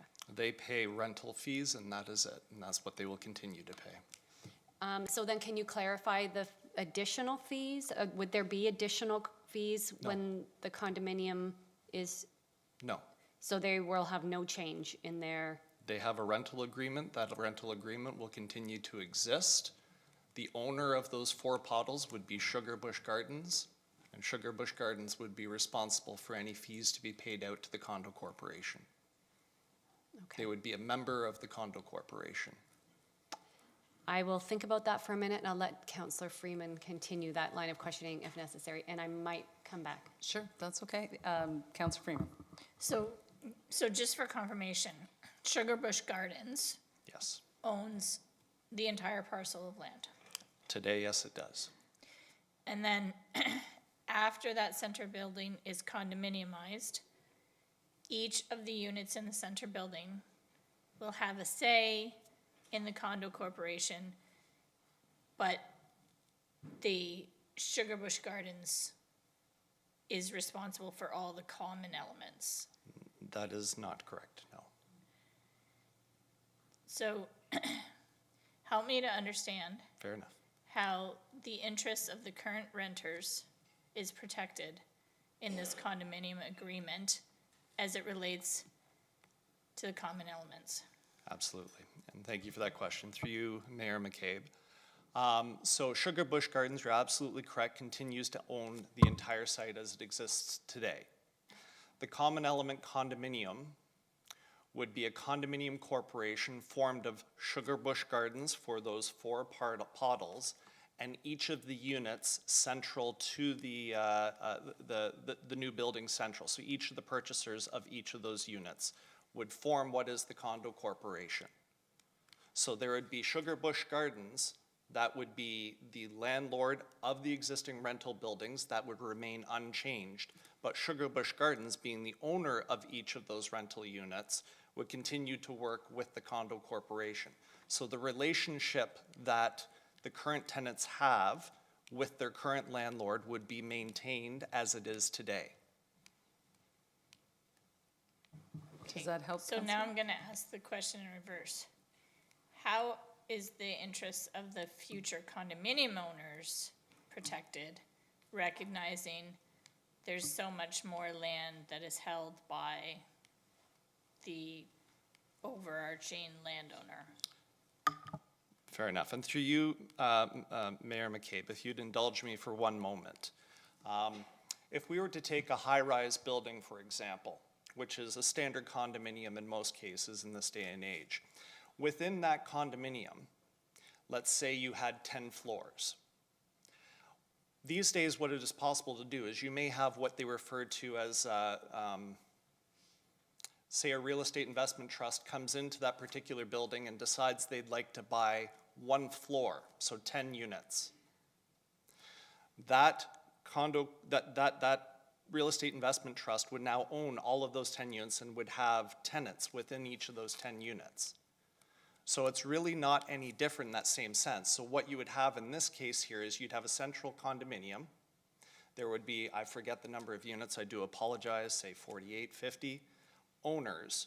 That's 50 votes, and Sugar Bush Gardens would then represent another vote of the actual portion of the building that represents those 4 pottles. So really what that comes down to is how the declaration is prepared and how the bylaws are prepared much later in the process as we work through the condo corporation stage. But effectively, as the rental tenants exist today, they will still have the same interests, they will still live in the same building, they will still have the same protections that they have today. Thank you. Sorry, I just, No, I and was they gonna have ask if no you had a- additional liabilities. No additional liabilities, no. Okay, thank you, Councillor Freeman. Councillor Basak, did you have your hand up? No, okay, Councillor Rowe. I'm just, again, going back to what Councillor Freeman was saying, sorry, through you, Chair. So then, say in terms of parking spaces, et cetera, will the renters still maintain what they have now, or will they lose anything to the condominium owners? So as it exists today, we have an approved plan, we have an approved site plan on the property. Right now, the renters don't own any of their parking spaces, and right now it is freehold parking. So we still maintain the requirements of the zoning bylaw. We meet all of those requirements. It is unbundled parking, which means effectively, for lack of a better way of phrasing this, it's a free-for-all for whomever to park there now. It will continue to be the opportunity for whomever to park wherever they wish on the site as it exists today. So then if you combine the renters and the condominiums, is there enough parking, like at one space per unit, for example? Yes, your staff did ensure that when the site plan was approved, it met the requirements of the zoning bylaw in regard to parking. No problem. Okay, thank you. Any other questions from council? Okay, seeing none. Are there any other delegations? Is there anyone present tonight who wishes to speak to this application? Seeing none. If there are no more delegations and no more questions, this formal public meeting is concluded and the application is now open to council for a motion and debate. Oh, did you have a question, Councillor Freeman? Okay. Councillor Rowe? Sorry, I thought you were putting your hand up. No, okay. Okay, Council, well, we do have 4 recommendations on the table. I'm looking for a mover and a seconder. Yeah, I'm happy to move it. I think I understand it, and really, for me, it's gonna come down to the legal wranglings, and I think I've sort of made my position clear to say that, you know, the rental housing that's on that site is important to the city, it's important to our housing stock, and fairness towards those citizens is really important, and it's gonna be a frustration if we hear after that it didn't happen. So I'm trusting what you've shared with me is what is going to happen, because that's all I've got. I'm not sure, Madam Clerk, do I need to read the declaration in accordance with the Planning Act in this particular case, or?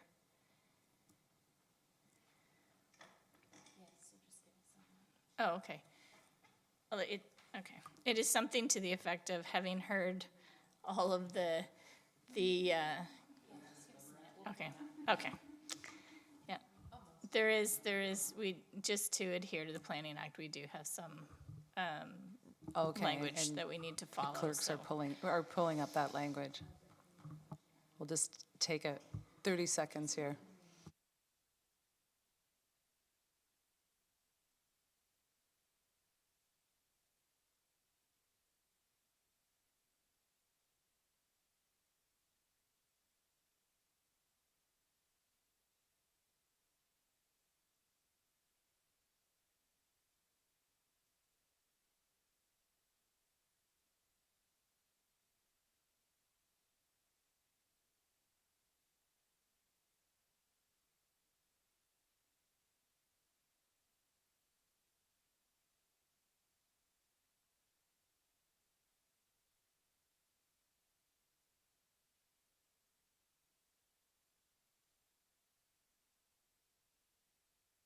I think I found it here.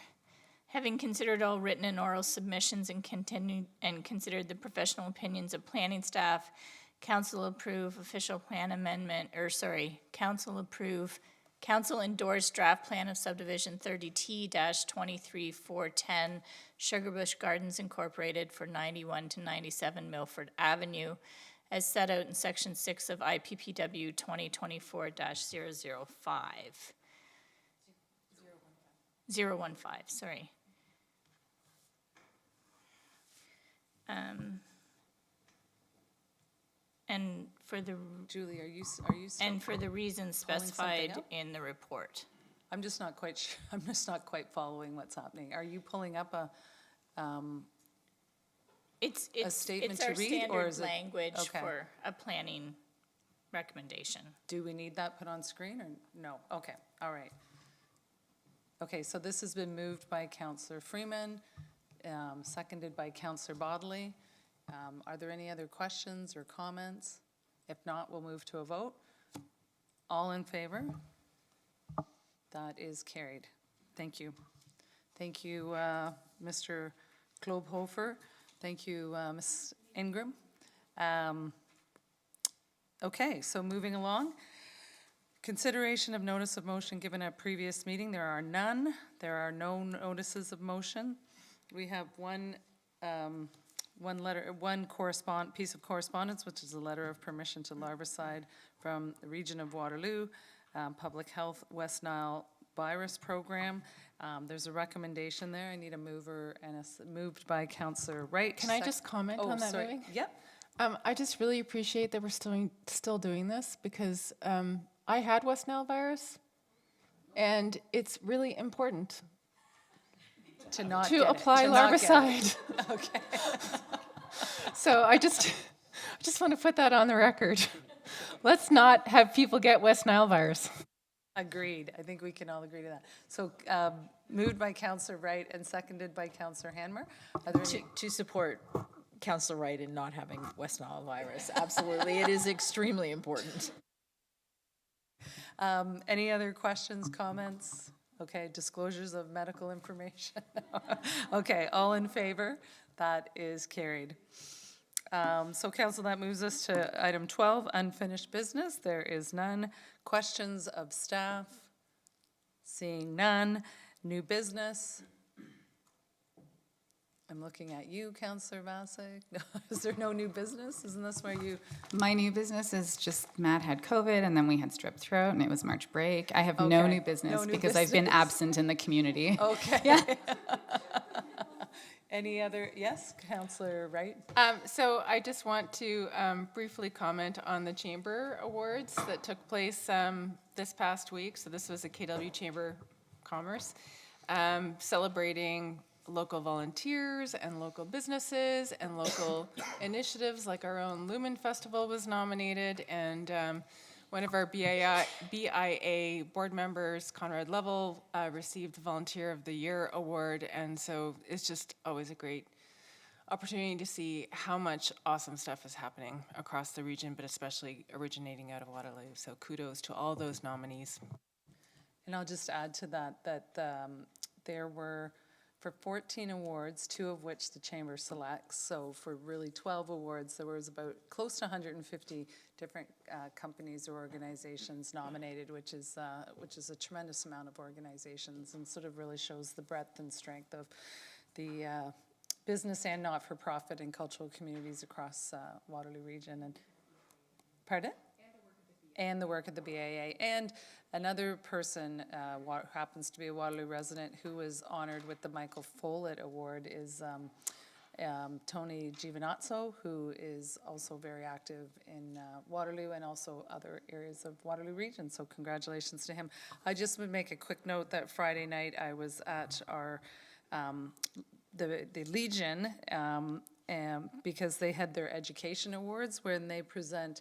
There was approximately 75 certificates to students of all ages from about grade 3 to grade 12 who had either written a poem or had drawn a black and white or a color poster in honor of Remembrance Day. And so there was the parents and their youth had gathered for the presentations. So it was really just really great to see how many youth had participated in this program and how moving a lot of the posters and the poems were displayed, so how moving they were.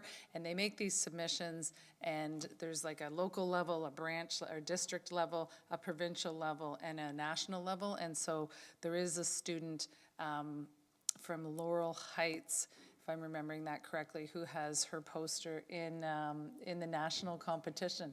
And yeah, and it's just it's actually hanging right now in the Canadian Museum, the Canadian Museum of Civilization. So, and she's an amazingly talented. I only saw a picture on a phone, but it was an amazingly talented young woman. So, yeah, so that was, thank you to the Legion for continuing to support that, and the funds, some of them received some cash awards, and that's some of the proceeds from the Poppy Fund, so thank you to everyone who contributes to the Poppy Fund year after year, and thank you to the Legion for continuing to support these awards.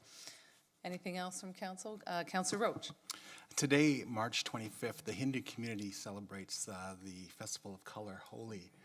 And it's a great, colorful festival, and there's bonfires, dance. It's pretty incredible, and we recognize the countless contributions that Hindu Canadians have made to our country. Thank you very much. That is a really important one to recognize. Thank you for doing that, Councillor Roach. Anything else, Councillor Freeman? Sorry, after Budget Day, I left the country.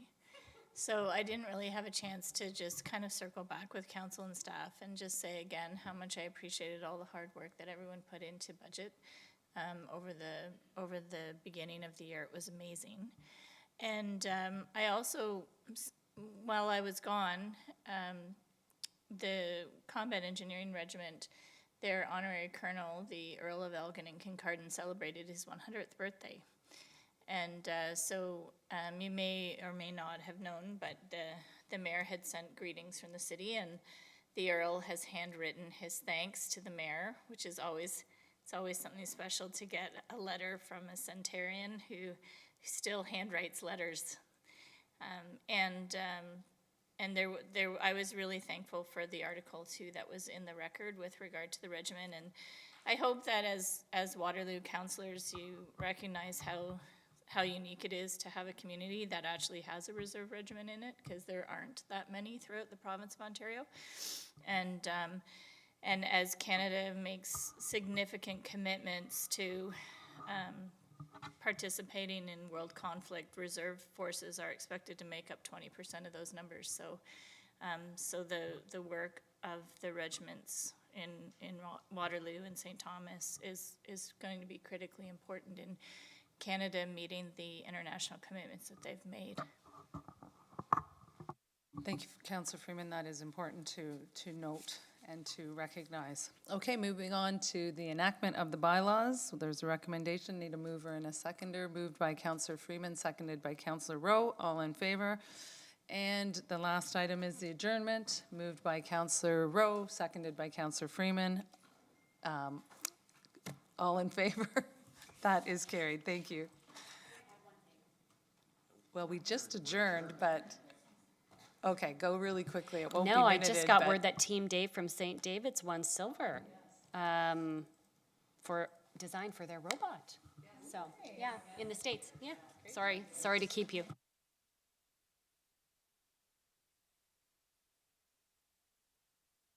Thank you, council and staff. Have a good evening, everyone.